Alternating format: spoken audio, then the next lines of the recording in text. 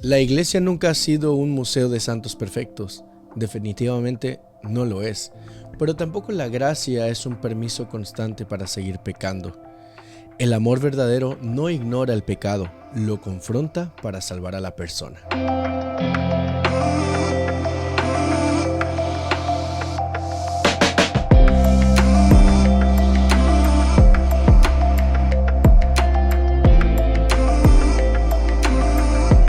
Hola, ¿qué tal familia? Bienvenidos al capítulo número 4 de la temporada 12 de Comunidad en Estudio. Estoy aquí con Dani. ¿Qué tal? ¿Cómo estás? Todo bien, Brian. Nuevamente estamos incompletos, estamos ahí solo los dos, así que le mandamos un saludo a nuestro pastor Rizo, que está ahí unos días ahí fuera del valle, así que un abrazo y feliz de estar también aquí contigo para poder repasar esta escuela sabática que se viene interesante. Definitivamente platicábamos los capítulos anteriores con el pastor Rizo de que te extrañábamos, de que nuestro trío de 3 estaba incompleto y ahora que ya llegaste, ay, se nos va. Pero bueno, gloria a Dios que tenemos esta oportunidad. Mandamos un saludo a toda nuestra audiencia digital, a la hermana Tere, a Rocío, a todos los que nos comentan en los capítulos anteriores. Tratamos de darle seguimiento a todas las familias de Central del Valle y de otras ciudades que nos sintonizan. Así que, sin más por el momento, vamos a entrar de lleno porque este capítulo 4 viene heavy. Sí, se viene. Viene fuerte. Sin embargo, sé que permitiendo que el Espíritu Santo dirija la charla de hoy, vamos a llegar a grandes cosas. Me gustaría que comenzáramos con el versículo para memorizar y claro, en honor a que no está el pastor Rizo para leerlo. Me toca el honor. Tuyo. Gracias. Bueno, vamos a leerlo. Eso está en 1 Corintios 6, del 19 al 20, que dice así: ¿No saben que su cuerpo es templo del Espíritu Santo, que está en ustedes, que tienen de Dios y que no son sus propios dueños? Porque han sido comprados por precio. Por tanto, glorifiquen a Dios en su cuerpo y en su espíritu, los cuales son de Dios. Este versículo creo que sintetiza de cierta manera toda la temática de esta semana, ¿no? Vamos a ver varios parámetros por ahí. Sin embargo, a manera de introducción, vamos a entrar al contexto de Corinto. Hemos hablado de cuando Pablo llega a Corinto, aplica diferentes estrategias de las que utilizó en Atenas. Ahí trató de adaptar el evangelio a lo que ellos conocían. Sin embargo, en Corinto ya estaban como más convertidillos, ¿no? Ya estaban más... ya habían aceptado ya. Sí, ya habían aceptado, ya estaba conformada la iglesia. Sin embargo, al meterse dentro de la congregación, Pablo se da cuenta de los problemas de división, los vimos en el último capítulo, y el día de hoy ve todos los problemas de inmoralidad sexual y todo lo relacionado con estos tópicos que probablemente estén interfiriendo en los dones espirituales que Corinto tenía. Corinto era una iglesia muy buena, o sea, así como ahorita introdujimos con la parte del pecado, también era muy rica en dones espirituales, ¿no? Sin embargo, cuando están atacando los problemas morales, las inmoralidades sexuales, pues eso se ve interrumpido, más las divisiones, el orgullo, los pleitos, confusiones doctrinales, pues vemos que Pablo saca su lado maestro, su lado también como voy a defender padre, la verdad, sí, claro. De padre, tratando de aconsejar, tratando de poner diferentes perspectivas. En el previo tú me comentabas, no, medio chistoso Pablo de repente, ¿no? Que ahorita algunos versículos tratando así como que esto, pero no lo otro, y ahí vamos a ir desmenuzando. Sí. Pero para esto vamos a delimitar qué es el ser humano. El ser humano es la conjunción de 4 cosas. No me estoy metiendo tanto en teología del Nefesh y todo eso, que es la parte que el alma viviente. No, estamos hablando del ente... ¿Quiénes somos? ¿Quiénes somos psicológicamente? Entonces, tenemos que el ser humano, y esto lo hemos repetido en varias ocasiones, es la parte genética, lo que trae cargando de sus padres y sus antepasados. La parte ambiental, en donde te desenvuelves, la parte aprendida, lo que de alguna u otra forma te enseñan o tú decides aprender y meter a tu vida, a tu carácter, y obviamente somos parte divina. ¿Por qué? Porque provenimos de Dios, Dios nos creó, ¿no? Sí. En este conjunto de cosas, en 3 de ellos el pecado se ha hecho presente. En la parte genética, desde Adán y Eva al día de hoy, tenemos una carga genética pecaminosa en nuestro ADN. Claro. En la parte ambiental, hemos crecido en un mundo lleno de pecado. Y en la parte aprendida, todos nuestros vicios y hábitos pues están inmiscuidos con ello. Entonces, esas tres partes chocan, de cierta manera, con lo espiritual, con lo divino, que trata Dios, pues, de hacerse presente en nuestras vidas. Y esa es la disonancia de la que habla el domingo, entre la fe y la práctica. Esa diferencia que a lo largo de la historia hemos tratado de resolver, hemos tratado de explicar, pero muchas veces nos ha costado vivir. Sí.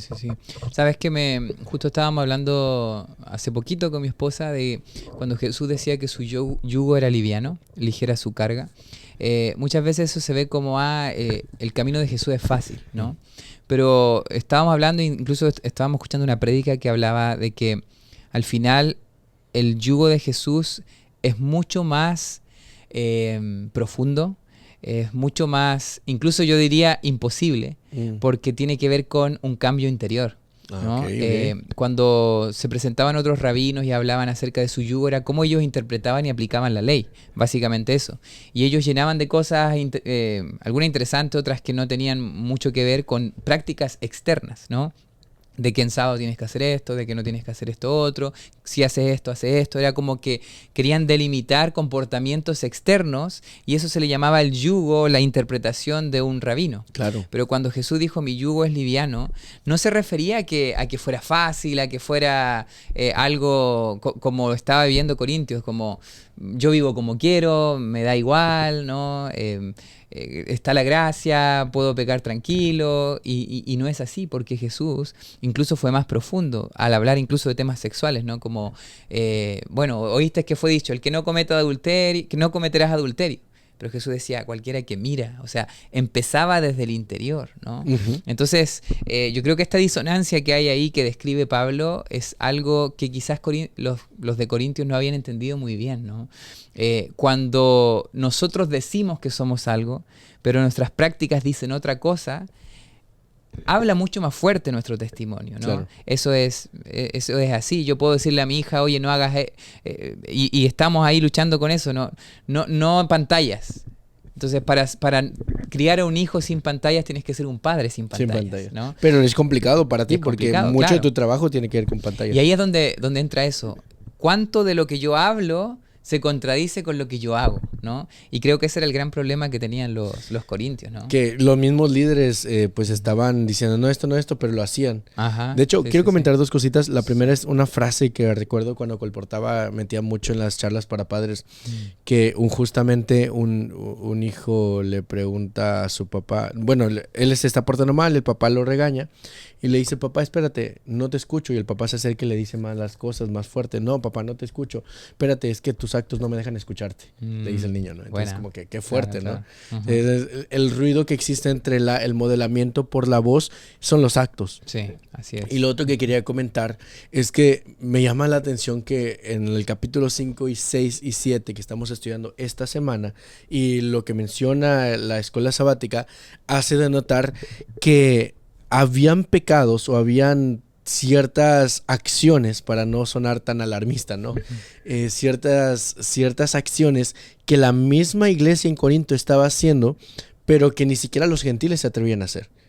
El día domingo menciona acerca del incesto, ¿no? Vamos a ser cuidadosos acerca del vocabulario que vamos a utilizar. Hago un disclosure ahorita, porque nuestro canal, pues, nuestro público es todo público. Y necesitamos evitar que YouTube o alguna de las redes sociales a donde lo subimos puedan tomar esto como peligro, ¿no? Para menores, y por esa razón vamos a evitar ese tipo de vocabulario, no por cualquier otra cosa. Continúo. Que ni los gentiles, pues, hacían. Y la gente en Corinto sí. Y me llama la atención, saltándome un poquito, pero para ir como estirando esa temática, porque esto está relacionado esta semana. Sí. Que en 1 Corintios 6:13 menciona, así como el estómago, el vientre, usa la versión, ¿no? Es para comer, el cuerpo es para el sexo. Y entonces Pablo responde. Medio Freud eso. Sí, incluso antes. Sí. Creo que era el helenismo el que era para darle gozo y placer a la vida, ¿no? Ajá. Eran este tipo de corrientes grecorromanas. Bueno, Pablo les dice, no, espérate, es que el cuerpo no es para eso, es para el Señor. El cuerpo es tomado para el Señor. Y de ahí viene el versículo para memorizar el 6:19, ¿no? Entonces, toda esta disonancia, diferencia, dualidad, dicotomía, el vocabulario que queramos utilizar es el pan de cada día de todo cristiano. Sí, sí. No existe un pastor, un ser humano actualmente, y lo digo porque Romanos lo dice, que todos hemos pecado, ¿no? Entonces no existe alguien que pueda decir, todas mis acciones van de acuerdo a mi fe. Porque eventualmente caemos de alguna u otra manera. Y creo que esta es como la parte empática del evangelio de esta semana, en la cual puede estar viendo yo a alguien que está pecando, pero no debo ir a juzgarlo. Anoté algunas frases aquí y de ahí le damos para adelante con la charla, ¿no? Algunos principios espirituales que saqué en estos primeros 2-3 días. Número 1, la iglesia debe amar al pecador. Porque eso es lo que Cristo nos enseñó. Número 2, jamás celebrar el pecado. O sea, no darle seguimiento a lo que, ay, sí, sigue adelante y tú puedes, sigue pecando, Dios te ama. No. La gracia restaura. Creo que ese es un facto que no podemos contradecir.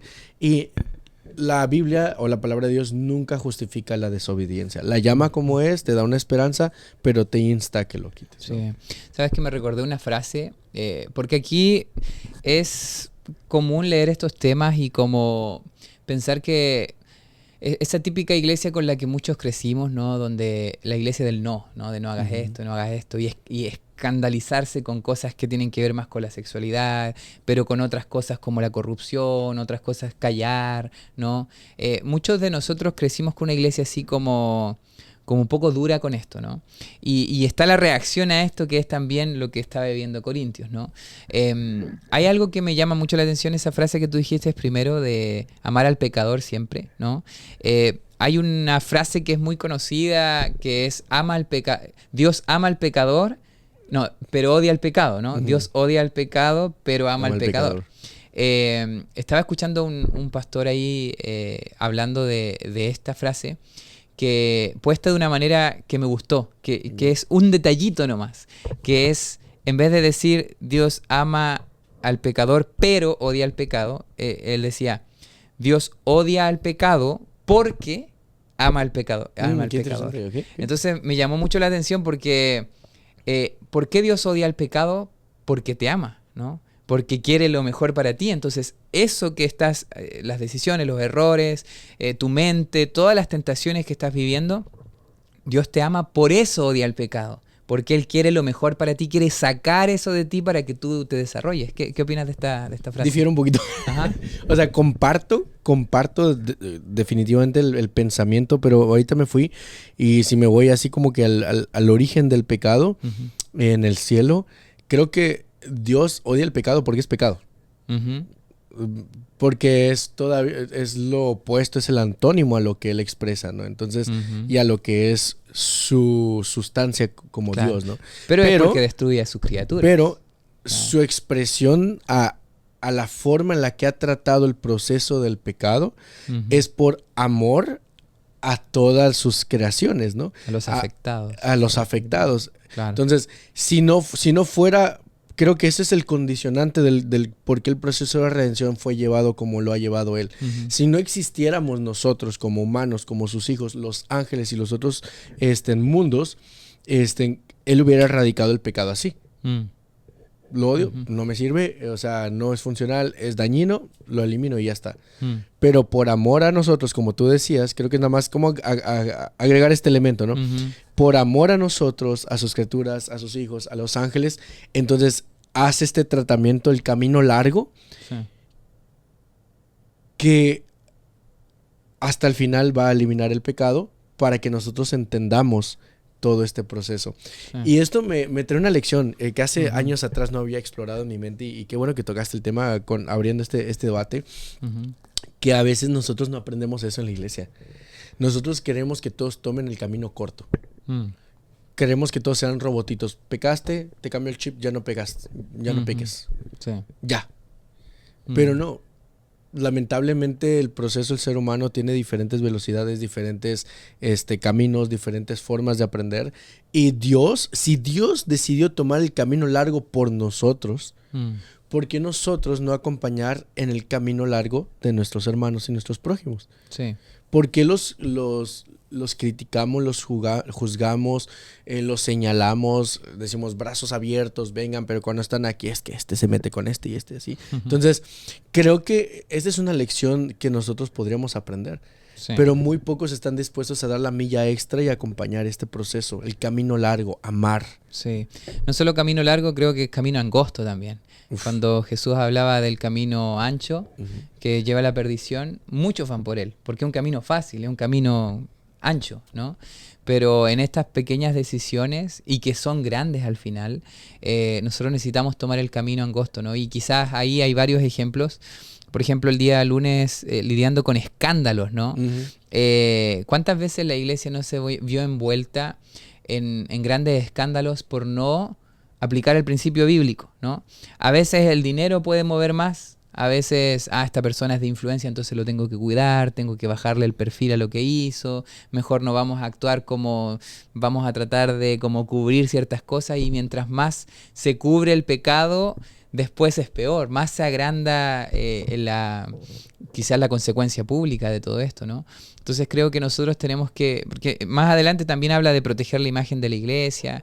Creo yo que el amor que Dios nos enseña a efectuar, como tú decías, si yo amo a mi hija, yo quiero su bien. Y si ella está haciendo algo que la está destruyendo, yo voy con todas mis fuerzas a intentar que ella deje eso. Por eso decía esa frase, ¿no? Y creo que la iglesia tiene que ser así también, ¿no?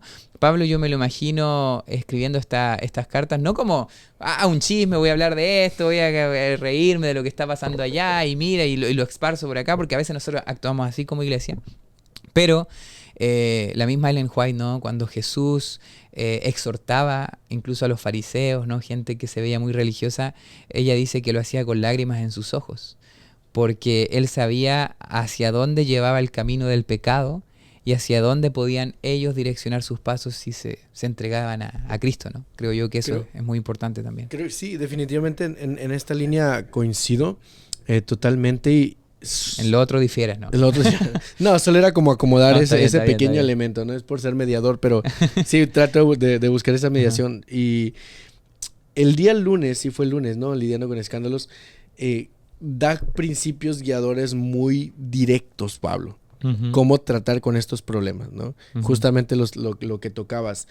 No es lo mismo.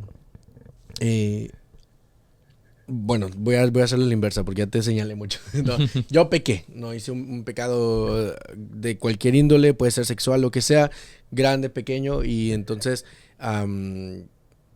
tú vienes y tratas como de ayudarme, ¿no? A sacarme de la situación, a hacer conciencia de lo que hice, bla, bla, bla, y puede ser que yo reaccione o no reaccione, no importando eso. Que nosotros tratemos de, sí, tranquilo, no te vamos a hacer consecuencias, no nada. Entonces confundimos que el amar al pecador es que no tenga consecuencias.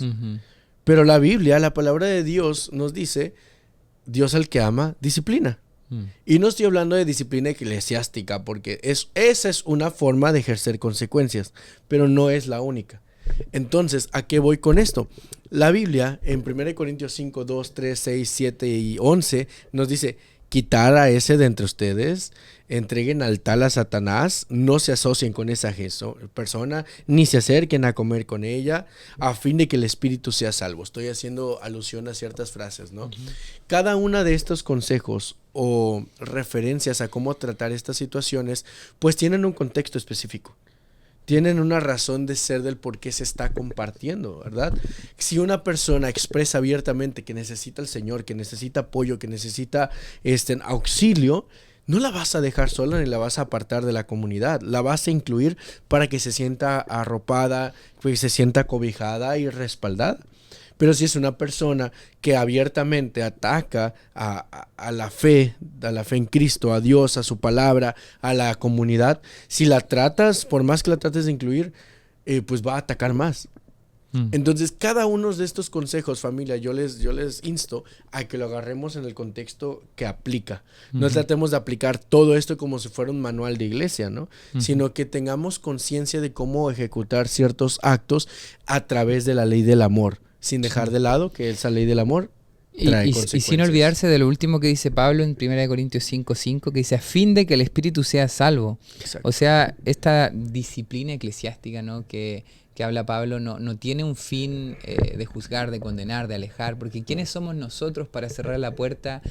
Toda la iglesia somos pecadores y necesitamos de Cristo. ¿Y quiénes somos nosotros para cerrar la puerta hacia Cristo, ¿no? Todos somos pecadores, pero algunos se hacen públicos.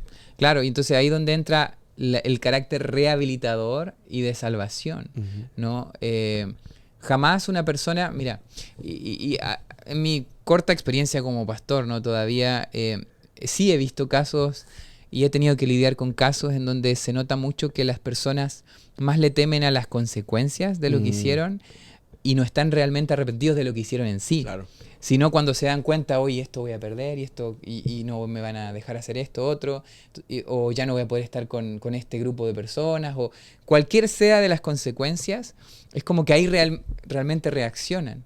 Y qué triste es poder nosotros no estar quebrantados por el pecado en sí mismo, sino por lo que perdimos después de que pecamos, ¿no? O sea, es como que lidiar con esas cosas así me hacen entender o leer. O sea, si no hubieran pasado estas cosas, si eso no hubiera salido a la luz, si eso no hubiera sido público, seguirías en eso, ¿no? Claro.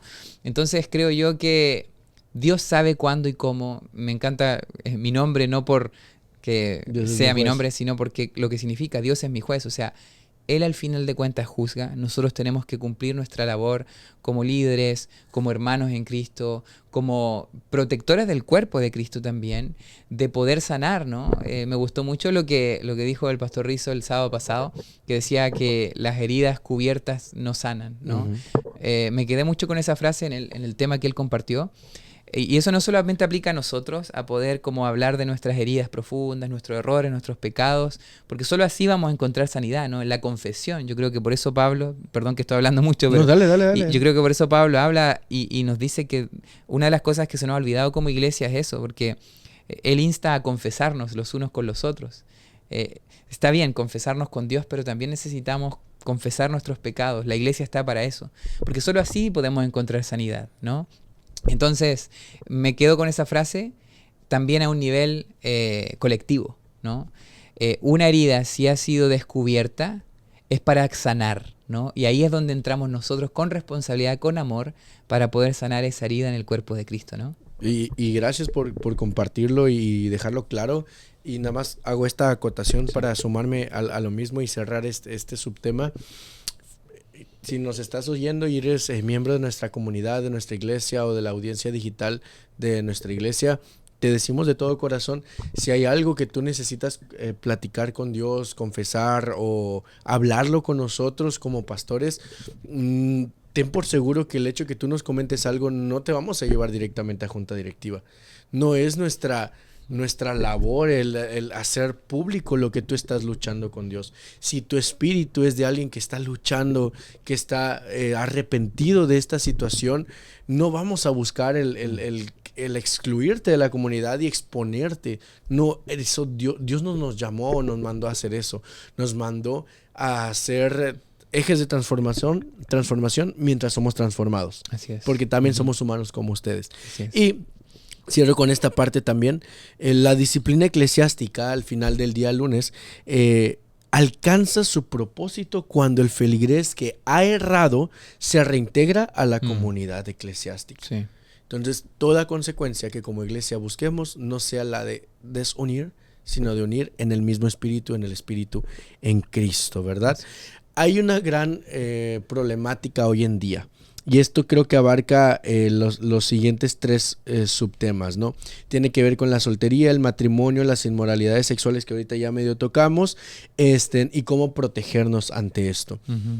Cuando una persona no tiene bien definida a quién pertenece y no lo vive de acuerdo a eso, porque una cosa es lo que yo conozco, lo que yo creo, lo que yo vivo, ¿no? Entonces, estas 3 etapas del aprendizaje cristiano pues llevan un proceso. O nos gustaría que sea de la noche a la mañana, pero el libro de la educación dice que el ser humano, el propósito de la enseñanza, de la educación adventista debe ser crear en el humano la facultad de pensar y hacer. Entonces, cuando esto logra, entonces la educación adventista, y cuando digo adventista es bíblica, se pueda cumplir. Entonces, cuando uno comprende eso, tiene herramientas con que salir de estas situaciones. Cuando no, pues está complicado, ¿no? Dentro de nuestra iglesia adventista, de nuestra comunidad, no hablo Central del Valle, sino a nivel mundial, tenemos adolescentes, jóvenes, padres de familia, madres de familia, matrimonios que están batallando no solo con cuestiones sexuales, sino con cualquier otro tipo de pecados ocultos, de los que se pudren, de los que echan a perder todo desde adentro. ¿Cómo nosotros podemos lidiar con esto como iglesia? Sabes que una de las cosas, bueno, Pablo menciona ahí varias, pero hay algo que he pensado, es que nosotros como iglesia a veces, mira, y lo que iba a comentar antes, que se relaciona con esto, Satanás no es creador, ¿no? Entonces él no puede crear algo que dañe a la iglesia porque Dios es el creador. Okay. Pero sí lo que hace él es tomar algo que Dios creó y tergiversarlo, ¿no? Y es lo que ha hecho con uno de los más grandes regalos que Dios nos dio, que es la sexualidad, ¿no? Y es lo que sigue haciendo. Por ahí es donde muchas iglesias se dividen, muchas iglesias se resienten, incluso grandes escándalos, ¿no? O grandes iglesias, no hablo solamente de iglesias adventistas, sino han pasado que grandes iglesias, cadenas de iglesias, se han incluso acabado porque sus líderes estaban envueltos en algún escándalo sexual y todo. Entonces, como que el enemigo sabe cómo parar una misión tan importante, y esta es una herramienta fuerte. ¿Por qué? Porque es algo bueno. Y nosotros como iglesia, a veces nosotros vemos esto como algo prohibido, como tenemos una lista de no. Cuando eres soltero tienes que casarte para tener relaciones sexuales, etcétera, etcétera. Pero como que la iglesia ha carecido de poder educar en cuanto a una sexualidad sana, en cuanto a lo lindo de este regalo, en cuanto a... Y hay casos, ¿no? en donde se ve esto como lo pecaminoso, lo prohibido, lo que no se habla en la mesa. De hecho, la manera en la que se ha abordado por años como si fuera un tabú, un mito, ¿no? Ha generado más problemas que soluciones. Más problemas, porque como es algo que no se habla, entonces tú intentas descubrir esto de otra forma, y es la peor forma, a través de pornografía o personas que no te van a aconsejar de una manera correcta. Entonces, al final, creo que este tema, y aquí, antídotos, ¿no? Creo que un mejor antídoto es... Yo no le puedo decir a mi hija, no hagas esto, si no le presento una propuesta mejor, ¿no? Por ejemplo, yo no quiero que ella esté en pantalla, nuevamente lo digo, pero si estoy ahí con ella y no salgo a jugar con ella, exacto. No salgo a un parque, no le muestro naturaleza, entonces ella no va a ver que eso es mejor y se va a quedar con lo que no es mejor, ¿me entiendes? Claro. Pero a nosotros a veces queremos que la gente decida por lo mejor, pero no le mostramos qué es lo mejor, ¿me entiendes? Entonces creo que eso aplica mucho a la sexualidad. No estamos presentando un matrimonio saludable, no estamos presentando una sexualidad saludable, y así queremos que la gente no caiga en esto. Entonces creo yo que uno de los antídotos es eso, mostrar realmente el modelo bíblico y creer que eso es lo mejor para que la gente pueda decidir por lo mejor en su vida, ¿no?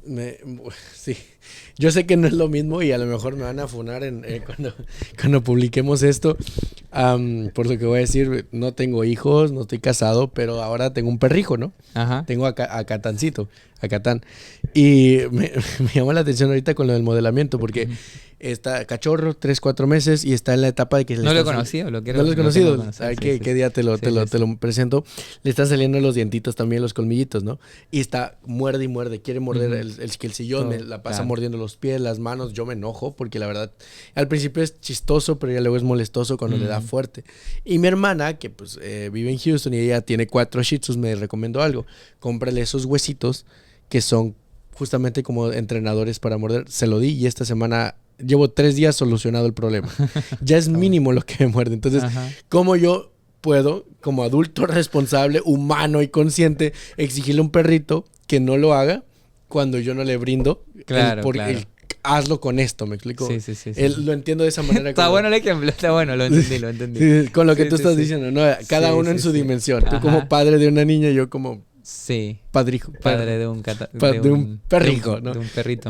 con esto me gustaría caer para ir cerrando la temática de hoy o el capítulo de hoy en la santificación no consiste solo en dejar los pecados, sino en permanecer en Cristo. O sea, el pecador, nosotros cuando decidimos alejarnos de todo esto, de las inmoralidades, de los pecados, tratar de trabajar nuestros pensamientos, nuestros hábitos. Colosenses lo aclara en el capítulo 3, versículos 5 al 10, todos estos ejemplos. No te puedes quedar en el limbo, porque sales, pero te quedas en el limbo así de que ¿a dónde voy? ¿Qué hago? Satanás te va a agarrar otra vez. Tienes que ir y quedarte en Cristo y permanecer allá. Como ser humanos tenemos innatamente dos necesidades básicas. Número uno, la necesidad de creer en algo y la necesidad de socializar. Entonces, si nosotros no ponemos y depositamos nuestra fe, nuestra creencia en Dios, entonces vamos a estar perdidos. Y número dos, si no estamos en medio de una comunidad de fe que nos arrope, también vamos a batallar, ¿no? Entonces, y pues Pablo presenta esas verdades durante esta semana, que nos lavemos, que nos santifiquemos, que seamos justificados, que aceptemos este proceso de Cristo en nuestra vida. Para cerrar, Dani, ¿con qué nos quedamos? Sí, me estaba aquí revisando una frase que me llamó la atención de Ellen White, que dice: Dios busca exaltarnos a su elevado, puro y celestial nivel. Para este propósito, su espíritu lucha constantemente con nosotros. Yo creo que cada uno de nosotros sabe en qué área el Espíritu está empujándonos a mejorar, a dejar algo, a avanzar, a dar el siguiente paso. Cada uno tiene debilidades, ¿no? Y cuando somos fuertes en la debilidad, como mismo Pablo después lo explicará en 2 Corintios, ¿no? Es cuando nosotros luchamos con el poder de Cristo, ¿no? Pero para eso tiene que haber rendición. Porque si nosotros seguimos insistiendo con nuestras fuerzas, tratar de dejar cosas por nuestras fuerzas, nunca vamos a poder vencer realmente, porque somos más que vencedores con el poder de Cristo. Claro. Entonces esa es mi invitación. Si hay alguno aquí, yo creo que todos, el Espíritu está tratando de elevarnos cada vez más a niveles que antes quizás no hemos vivido. ¿Cuál es la siguiente cosa correcta? ¿Cuál es el siguiente paso correcto? ¿Qué es lo siguiente que te está mostrando el Espíritu que tienes que hacer? Y hazlo, pero hazlo con las fuerzas de Cristo. Muchas gracias, Dani, por compartir ese cierre, esa conclusión. Me gustaría compartir algo rápidamente también para cerrar. Hace un par de semanas tuve la oportunidad de visitar a uno de nuestros muchachas, no voy a especificar, una familia de acá, y me platicaban sus luchas y todo, ¿no? Y está tratando de salir, de levantarse, y le compartía que nuestra vida es como un vasito. Lamentablemente la empezamos a llenar de tierra, ¿no? De tierra, de basurita. Nosotros tenemos cierta agüita, ¿no? Pero pues de tierra, y eso se ve negro, lodoso, se asienta, de repente viene una situación y se agita y otra vez nos revuelve la cabeza, y así en ese ciclo nos vemos, ¿no? ¿Por qué comento esto?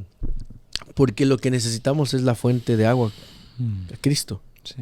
Mientras más llenemos nuestro vasito de esa agua de Cristo, toda esa tierra, todo ese polvo, todo lo sucio de adentro del vasito se va a ir saliendo. Nos vamos a desbordar, porque necesitamos desbordarnos.